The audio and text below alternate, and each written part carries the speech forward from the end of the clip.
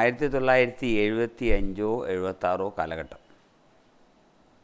ഞാൻ കേരളപുരം കോളേജിൽ നിന്നും MA പാസ്സായി എറണാകുളത്ത് വരുമ്പോൾ CPMൻ്റെ നേതാക്കളായ ലോറൻസും സഖാവ് എന്നെ കാണുകയും എന്നെ വിളിച്ചുകൊണ്ടുപോയി ദേശാഭിമാനിയിൽ ജോലിക്ക് ചേർക്കുകയും ചെയ്തു. ഞാൻ ദേശാഭിമാനി പത്രത്തിൻ്റെ സബ് എഡിറ്ററായിട്ട് ജോലിക്ക് ചേർന്നു. ആ കാലം എറണാകുളത്ത് ലോഡ്ജിൽ താമസിച്ചുകൊണ്ട് ജോലിക്ക് പോകാനുള്ള സാമ്പത്തിക വരുമാനം ദേശാഭിമാനിയിൽ നിന്ന് കിട്ടിയിരുന്നില്ല. വളരെ തുച്ഛമായ ശമ്പളമായിരുന്നു. ഇത്ര വലിയ ജനത്തിരക്കും അന്ന് ഈ മഹാനഗരത്തിലില്ല. ഞാനങ്ങനെ നിൽക്കുമ്പോൾ താമസിക്കാൻ സ്ഥലമില്ലാതെ ഓഫീസിനകത്ത് തന്നെ കിടപ്പും കുളിയൊക്കെ ആയിട്ട് കഴിഞ്ഞുകൂടി നടക്കുമ്പോൾ ഒരു ദിവസം ബോഡ്ജറ്റിൽ വെച്ച് കേരളപുരം കോളേജിൽ എൻ്റെ കൂടെ പഠിച്ച സുബ്രഹ്മണ്യൻ എന്ന് പറഞ്ഞ സുഹൃത്തിനെ കണ്ടുമുട്ടി.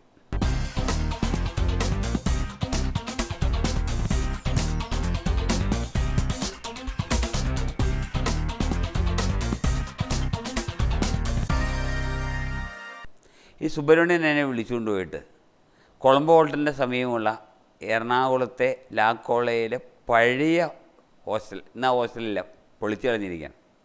ഇടിഞ്ഞു പൊളിഞ്ഞ ബാർഗിംഗ് നിലയം പോലൊരു കെട്ടിടമായിരുന്നു. അതിനകത്ത് സുബ്രഹ്മണ്യൻ്റെ മുറിയിൽ റൂംമേറ്റായിട്ട് എന്നെ കൊണ്ട് താമസിപ്പിച്ചു. അങ്ങനെ ലാ കോളേജിൽ താമസവും ദേശാഭിമാനിയിലെ ജോലിയുമായിട്ട് ഞാൻ ഈ ലാ കോളേജിലെ ഗ്യാങ്ങിൻ്റെ കൂടെ വിലസുകയും പകലൊക്കെ ദേശാഭിമാനിയിൽ ജോലിയും രാത്രി ലാ കോളേജിൻ്റെ ഗ്യാങ്ങിനൂടെ വിലസി കൊളംബോ ഹോട്ടൽ പരിസരത്തൊക്കെ കറങ്ങിയടിച്ച് നടന്നൊരു കാലം. ആ സമയത്താണ് ലാ കോളേജിലെ വിദ്യാർത്ഥികളും ലാ കോളേജ് ഹോസ്റ്റലിൽ താമസിച്ചിരുന്ന ആളായിരുന്നു KR വിശ്വംഭരൻ. എറണാകുളത്തെ കളക്ടറാവുകയും പിന്നെ ഇപ്പോൾ മണ്ണുത്തിയിലെ കാർഷിക സർവകലാശാല വൈസ് ചാൻസലറൊക്കെ ആയ വിശ്വംഭരനാണ് ഈ ഹോസ്റ്റലിലുണ്ട്. വിശ്വംഭരൻ്റെ കമ്പനിയായി, വിശ്വംഭരനെ കാണാൻ വേണ്ടി മമ്മൂട്ടി വരും, മമ്മൂട്ടിയുടെ കമ്പനിയായി. അങ്ങനെ ആ കാലഘട്ടങ്ങളിൽ ലാ കോളേജിൽ വലിയൊരു ഗ്യാങ് ആയിട്ട് സുഹൃത്ത് വന്ന് എനിക്കുണ്ടായി. ആ സമയത്താണ് മമ്മൂട്ടി ലാ കോളേജിലെ ആർട്സ് ക്ലബ്ബ് സെക്രട്ടറി ആയിട്ട് വിജയിക്കുന്നത്.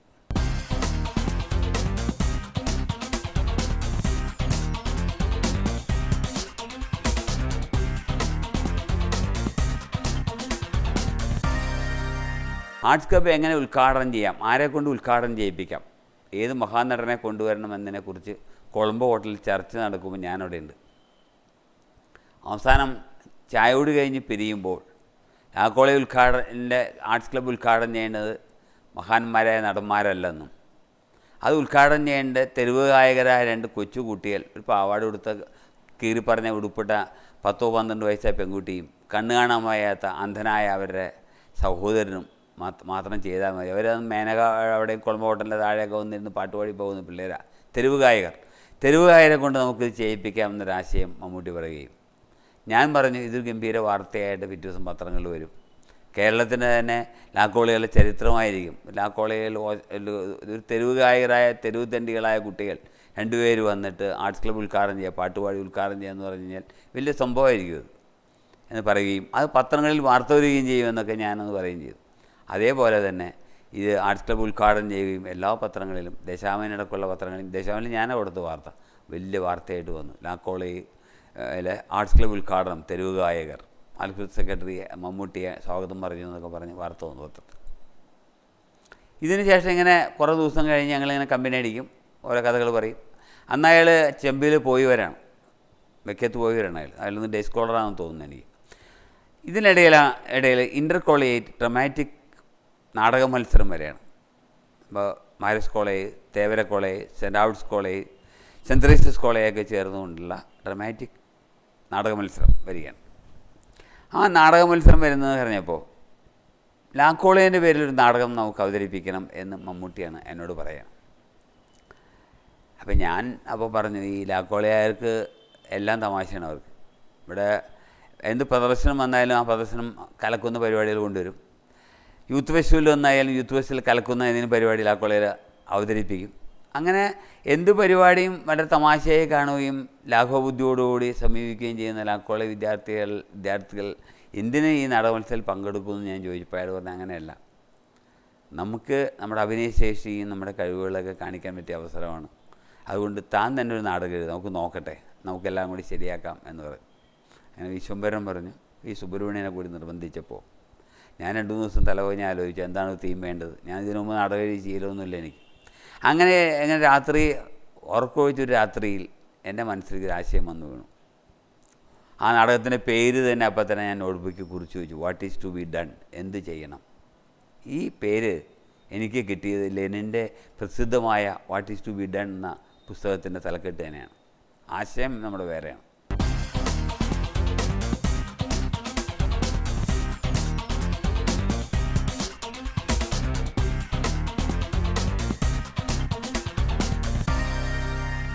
ഭരണകൂടവും ജുഡീഷ്യറിയും എക്സിക്യൂട്ടീവും തമ്മിലുള്ള ഏറ്റുമുട്ടലും ഇത് കണ്ടിട്ട് ഈ അധികാരം തങ്ങളെ അടിച്ചമർത്താൻ വേണ്ടിയാണ് ഈ 3 ശക്തികളും ശ്രമിക്കുന്നതെന്ന് മനസ്സിലാക്കുന്ന ഒരു കർഷകത്തൊഴിലാളിയും ഒരു സാധാരണക്കാരനും അവൻ്റെ പ്രതികരണവും അവസാനം ഇവർ തമ്മിലടിച്ചിട്ട് ഭരണകൂടം ഇവർ തമ്മിലടിച്ച് തകർക്കുന്ന സമയത്ത് അധികാരം പിടിച്ചെടുക്കുകയും ചെയ്യുന്ന ഒരു സിംബോളിക്കായ ഒരു റവല്യൂഷണറി ആയ ഒരു തീമായിരുന്നു ആ നാടകത്തിലുണ്ടായിരുന്നു.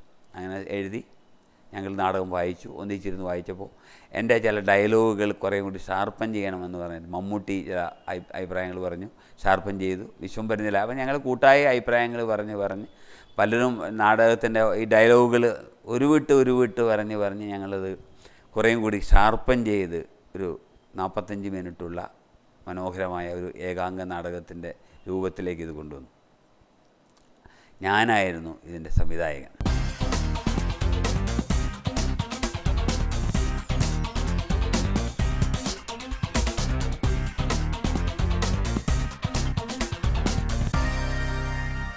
അങ്ങനെ ഇൻ്റർ കോളേജ് നാടക മത്സരം മഹാരാജ് കോളേജിൻ്റെ പഴയ മറ്റേ ഓഡിറ്റോറിയത്തിൽ ആണ് നാടകം സ്റ്റേജ് ചെയ്തത്. എല്ലാ നാടകങ്ങളും വന്നു. സെൻട്രേസിലുണ്ടായിരുന്നു, തേവരയുണ്ടായിരുന്നു, മഹാരാജസിലുണ്ടായിരുന്നു, ജഡ്ജസൊക്കെ മുന്നിലിരിക്കുന്നു. ഞങ്ങളുടെ നാടകത്തിൻ്റെ പ്രത്യേകത, നാടകം തുടങ്ങുന്നതിന് മുമ്പ് കർട്ടൻ ഉയരുന്നതിന് മുമ്പ് കർട്ടൻ്റെ മുന്നിൽ വന്നിട്ട് മൈക്കയുടെ മുന്നിൽ നിന്നിട്ട് ഒരു കഥാപാത്രം ഇതിനകത്ത് കളിക്കാൻ പോകുന്ന നാടകം, ഇതിനകത്ത് കളിക്കുന്ന നാടകം ഇതാണെന്ന് സൂത്രധാരകൻ്റെ ഒരു രീതിയിൽ അയാൾ കാര്യം പറയുന്നൊരു രംഗമുണ്ട്. 2-3 മിനിറ്റ് കൊണ്ട് നാടകത്തിൻ്റെ കഥ പറഞ്ഞ് ഫലിപ്പിക്കാൻ പ്രേക്ഷകനെ ഇതിലേക്ക് അട്രാക്റ്റ് ചെയ്യുന്നൊരു മെത്തേഡാണ്. അപ്പോൾ അത് ഞാര് പറയും, മമ്മൂട്ടി പറയും, ഞാൻ പറയാമെന്ന് പറഞ്ഞു. അക്കാലത്ത് മമ്മൂട്ടിയെ കുട്ടികളും കൂട്ടുകാരും കണ്ടിരുന്ന ഒരു കോമാളിയായിട്ടാണ്. മമ്മൂട്ടി തന്നെ അത് സമ്മതിച്ചിട്ടുണ്ട്. തമാശകൾ പറയുകയും തമാശ രൂപത്തിൽ തന്നെ അപ്പോൾ നടത്തമൊക്കെ അങ്ങനെയായിരുന്നു. അപ്പോൾ അങ്ങനെ ഒരു കൗതുകരമായ രീതിയിലായിരുന്നു. അന്ന് ലാക്കോളയിൽ ഗ്യാങ് വന്ന് മഹാരാഷ്ട്രയിൽ കറങ്ങും, മഹാരാഷ്ട്രയിൽ ഗ്യാങ് വന്ന് ലാക്കോളയിൽ കറങ്ങും. അങ്ങനെ ഈ ബോട്ട് ജെട്ടി ഈ പരിസരത്ത് നിന്ന് കറങ്ങുന്ന ഒരു ഗ്യാങ്ങിൻ്റെ നായകനായിരുന്നു അയാൾ. വളരെ ലീനായ ഒരു ആളായിരുന്നു അയാൾ. അപ്പം അന്ന് ഇയാൾ സ്റ്റേജിലേക്ക് ഇത് ഞാൻ പറയാമെന്ന് പറഞ്ഞ് അത് ഏറ്റെടുത്തുകൊണ്ട് കുട്ടികളുടെ ഇടയിലൂടെ സ്റ്റേജിലേക്ക് നടന്ന് നീങ്ങുമ്പോൾ വലിയൊരു ആരവമായിരുന്നു, വലിയൊരു കൂവലായിരുന്നു അവിടെ. അപ്പം ഞാൻ കർട്ടൻ്റെ പുറകിൽ നിന്നിട്ട് ഈ സ്റ്റേജിൻ്റെ പ്ലാനൊക്കെ ചെയ്തുകൊണ്ടിരിക്കും. ഞാൻ കർട്ടൻ്റെ ഇടയിൽ കൂടെ നോക്കിയപ്പോൾ ഭയങ്കര കൂവല്. ഞാൻ വിചാരിച്ചു നാടകം പൊളിഞ്ഞ് തന്നെ. മന്നം ഇയാൾ നടന്ന് വന്ന് ഇയാൾ മൈക്കുമ്മ കയറി പിടിച്ചു. അയാൾ ഈ നാടകം എന്ന് തുടങ്ങിയത് ഓഡിറ്റോറിയത്തിൽ മുഴക്കത്തോടു കൂടിയാണ്.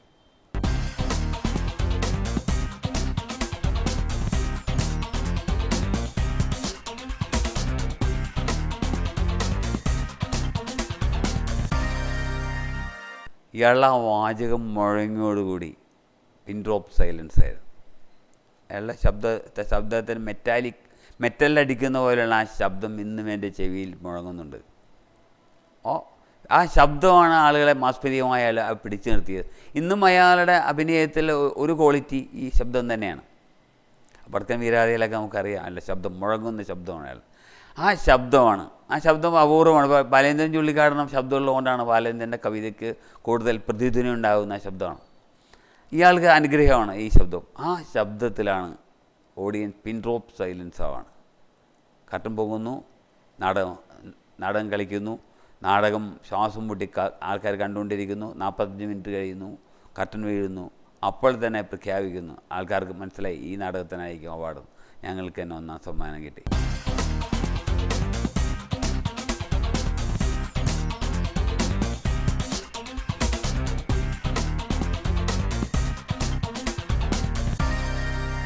ഈ നാടകത്തിൻ്റെ പ്രത്യേകത, അടിയന്തരാവസ്ഥ കാലത്ത് ഇങ്ങനൊരു നാടകം കളിക്കണമെന്ന് മനസ്സിലായെങ്കിൽ പോലീസ് ഈ നാടകം കളിച്ച ആൾക്കാർ മുഴുവൻ ജയിലിലിട്ടേനെ. എന്തുകൊണ്ടോ അവരെ കണ്ണിപ്പെട്ടില്ല. ഈ നാടകം അന്നൊരു റവല്യൂഷണറിയാണ്, ഭരണകൂടത്തെ വെല്ലുവിളിക്കുന്നൊരു തീം തന്നെയായിരുന്നു. പക്ഷെ എന്തോ അധികാരികളുടെ ശ്രദ്ധയിൽ അത് പെട്ടില്ല. ഇത് കഴിഞ്ഞു നമ്മൾ ഇങ്ങനെ ഇരിക്കുമ്പോൾ ഒരു ദിവസം അമ്പലമുകൾ റിഫൈനറിയിലെ തൊഴിലാളികളുടെ യൂണിയൻ്റെ നേതാവ് ഒരു പിള്ള എന്ന് പറഞ്ഞ ആൾ എന്നെ കാണാൻ വന്നു.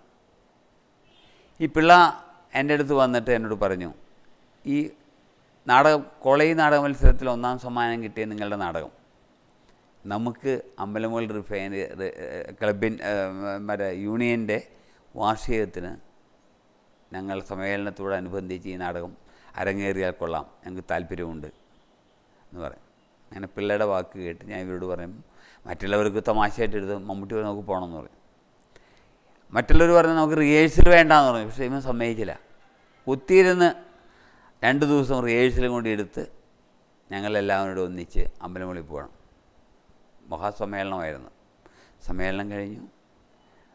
ഞങ്ങൾ ഗ്രീൻ റൂമിൽ നിന്ന് മേക്കപ്പ് ഇടുകയാണ്. തോർത്തുകൊണ്ടൊക്കെ കൊടുത്താണ് മമ്മൂട്ടിയൊക്കെ നിന്ന് അന്ന് മേക്കപ്പ് സ്വയം ചെയ്ത് മേക്കപ്പ് ഇട്ട് ഞങ്ങൾ നിൽക്കുന്ന സമയത്ത് ഭയങ്കരമായൊരു മഴ വന്നു. അവിടെ ഇടിമിന്നലും മഴയും. മൈതാനത്തുണ്ടായിരുന്ന ഈ യോഗം കഴിഞ്ഞ ആൾക്കാർ പിരിഞ്ഞു വന്ന ആൾക്കാർ, നാടകം കാണാൻ നിന്നവരെല്ലാവരും മറ്റേ മൈതാനത്തുനിന്ന് പിരിഞ്ഞുകൊണ്ടിരിക്കുന്നത് ഞങ്ങൾക്ക് കാണാം. മൈതാനം വിജനമായി. സംഘാടകർ വന്ന് ഞങ്ങളോട് പറഞ്ഞു, നാടകം കളിക്കണ്ട, ഞങ്ങൾ നിങ്ങൾക്ക് പൈസ തരാം, നിങ്ങൾ പൊക്കോ. അന്ന് 50 രൂപ 35 രൂപയായിട്ടാണ് ഞങ്ങൾക്ക് കിട്ടാനുള്ളത്. അപ്പോൾ എന്ത് വേണം?